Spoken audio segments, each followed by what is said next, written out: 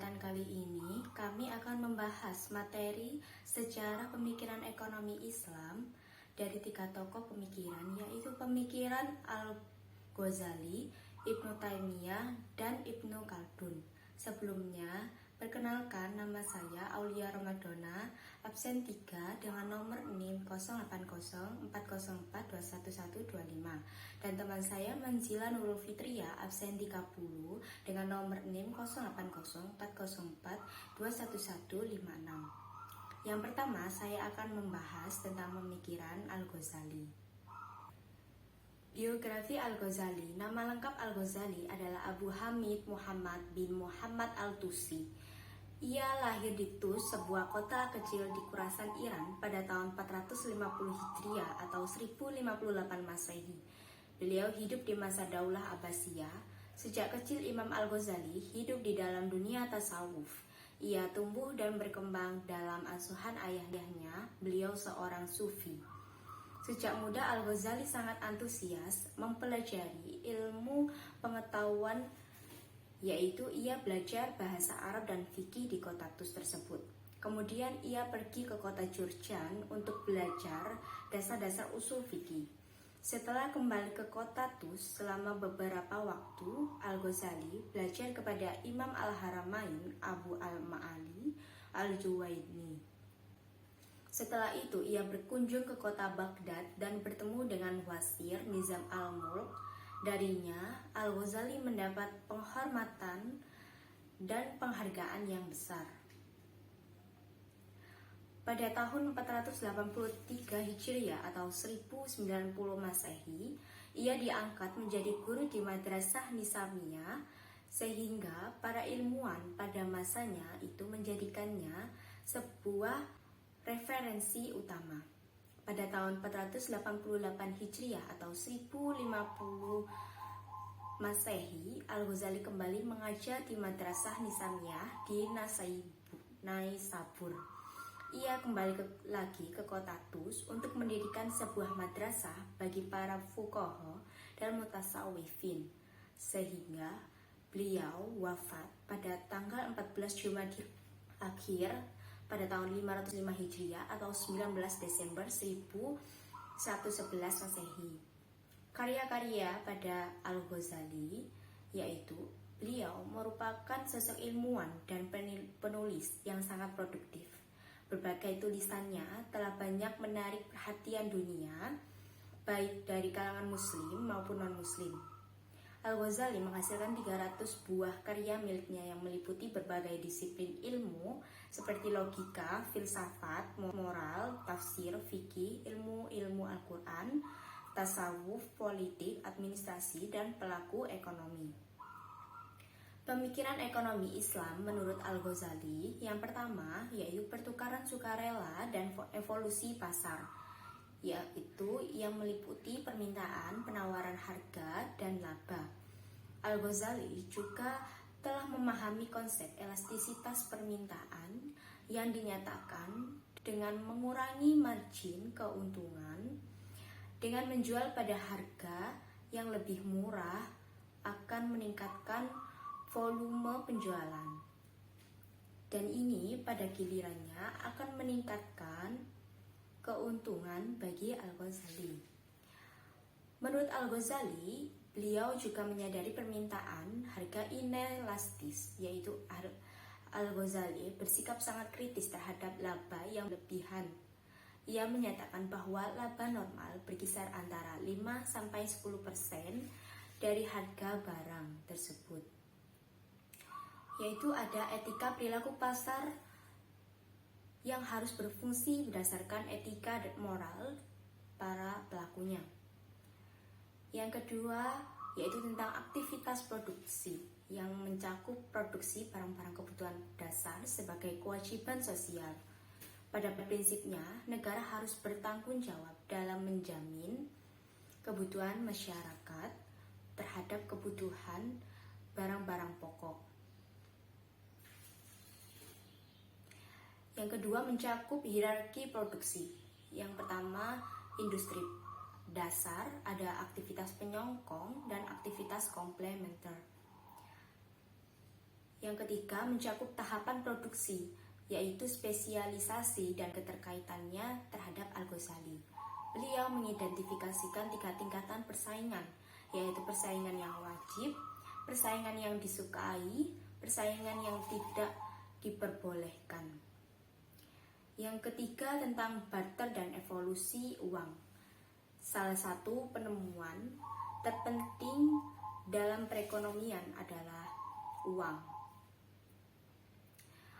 yang mencakup tentang problematika barter dan kebutuhan uang yang tidak bermanfaat, penimbunan bertentangan dengan hukum ilahi,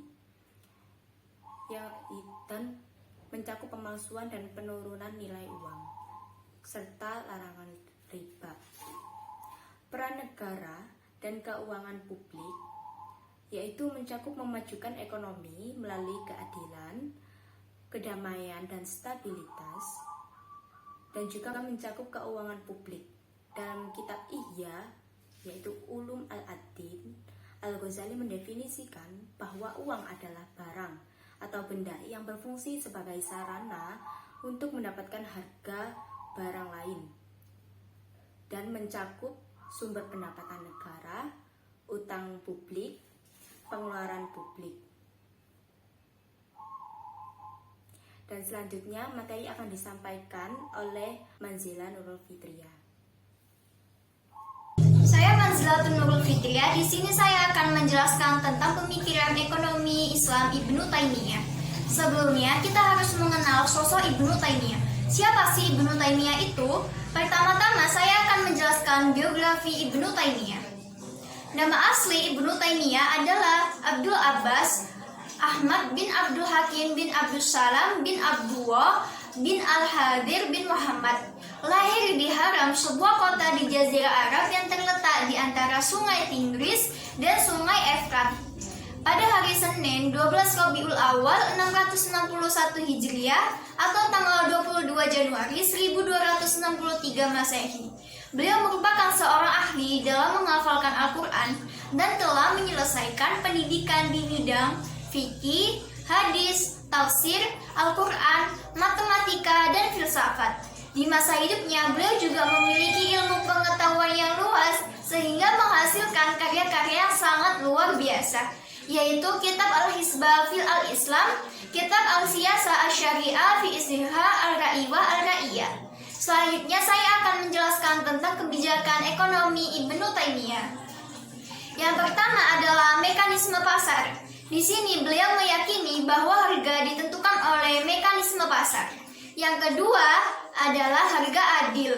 Konsep harga adil menurut beliau yaitu nilai harga di mana orang-orang menjual barangnya dan diterima secara umum sebagai hal yang sepadan dengan barang yang dijual ataupun barang-barang yang sejenis lainnya di tempat dan waktu tertentu. Yang ketiga, regulasi harga. Ibnu Taimiyah merekomendasikan penetapan harga oleh pemerintah. Dalam kitabnya Al-Hisbah, penetapannya harga diperlukan untuk mencegah manusia menjual makanan dan barang hanya pada kelompok-kelompok tertentu dengan harga yang ditetapkan sesuai keinginan mereka.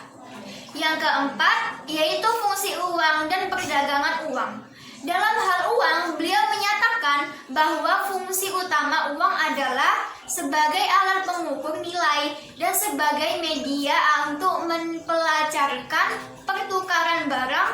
Beliau mengungkapkan bahwa fungsi yang utama ialah sebagai alat pengukur nilai dan sebagai media untuk memperlancarkan pertukaran sebuah barang.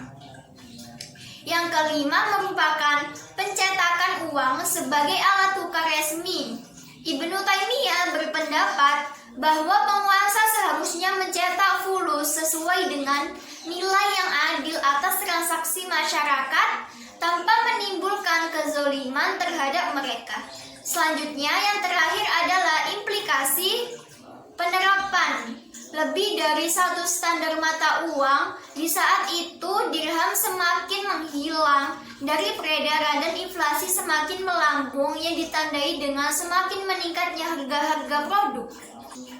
Selesai menjelaskan tentang pemikiran ekonomi Islam Ibnu Taimiyah, selanjutnya saya akan menjelaskan tentang pemikiran ekonomi Islam Ibnu Khaldun. Terlebih dahulu, saya akan menjelaskan biografi Ibnu Khaldun. Nama asli beliau adalah Abdurrahman Abu Zaid Waliyuddin bin Abu Abdillah Muhammad bin Ibrahim bin Abdurrahman bin Khalid. Beliau lahir di Tunisia, Afrika Utara pada 1 Ramadan 732 Hijriah dan wafat di usia 76 tahun di Kairo, Mesir pada tanggal 25 Ramadan 808 Hijriah. Di masa hidupnya, beliau menghabiskan waktu selama hampir 24 tahun di Mesir sebagai guru besar dan ketua pengadilan tinggi. Beliau juga seorang penghafal Al-Quran dan ahli dalam bidang tajwid, nahwu, saraf, tafsir, tauhid, syariah. Beliau juga mempelajari bidang filsafat, logika, fisika, matematika, dan ilmu alam. Tukang stempel. Tukang stempel merupakan jabatan pertama yang dimiliki oleh Ibnu Khaldun. Setelah menjadi tukang stempel, beliau pernah menjabat sebagai sekretaris, duta besar, hakim, dosen, dan guru besar hukum. Beliau juga memiliki karya-karya tulis yang terkenal. Salah satunya adalah Muqaddimah di dalam kitab Al-Ibar wa Diwan Al-Muqtadah wa Al-Khobar fi Ayyam Al-Arab wa Al-Jam wa Al-Barbar wa Man Asrahum, dan autobiografi Ibnu Khaldun di dalam kitab Al-Ta'rif bi Ibnu Khaldun wa Rinalahati Garban wa Syarqan. Selanjutnya saya akan menjelaskan pemikiran ekonomi Ibnu Khaldun. Yang pertama adalah konsep nilai dan harga. Di dalam bukunya, menurut beliau, apabila sebuah kota berkembang pesat, mengalami kemajuan dan penduduk padat, maka persediaan bahan makanan pokok melimpah. Hal ini dapat diartikan penawaran meningkat yang berakibatkan pada munculnya harga barang pokok tersebut. Yang kedua yaitu konsep supply dan demand. Ibnu Khaldun menjelaskan suplai bahan pokok di kota besar jauh lebih besar daripada suplai bahan pokok penduduk desa. Penduduk kota besar memiliki suplai bahan pokok yang berlimpah yang melebihi kebutuhan, sehingga harga barang atau bahan pokok di kota besar relatif lebih murah. Yang ketiga adalah konsep produksi menurut Ibnu Khaldun. Neraca pembayaran yang positif di suatu negara akan meningkatkan kekayaan negara tersebut. Adapun faktor produksi menurut Ibnu Khaldun meliputi tenaga kerja, bahan baku, dan modal.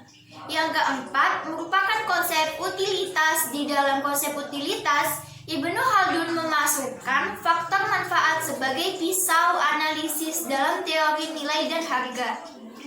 Yang kelima adalah konsep uang. Ibnu Khaldun mengatakan bahwa kekayaan negara tidak ditentukan oleh banyaknya uang, tetapi oleh tingkat produksi dan neraca pembayaran positif.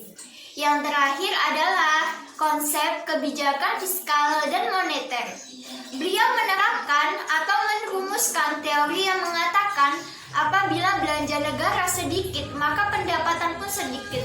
Beliau juga mengajukan teori bahwa apabila pajak meningkat, maka pendapatan negara akan berkurang. Setelah menjelaskan tentang pemikiran ekonomi Islam dari para tokoh Al-Ghazali, Ibnu Khaldun, dan Ibnu Taimiyah, waktunya kita undur diri. Sekian video yang dapat kita tampilkan. Mohon maaf segala kesalahan maupun kekurangan. Terima kasih sudah menonton. Wassalamualaikum warahmatullahi wabarakatuh.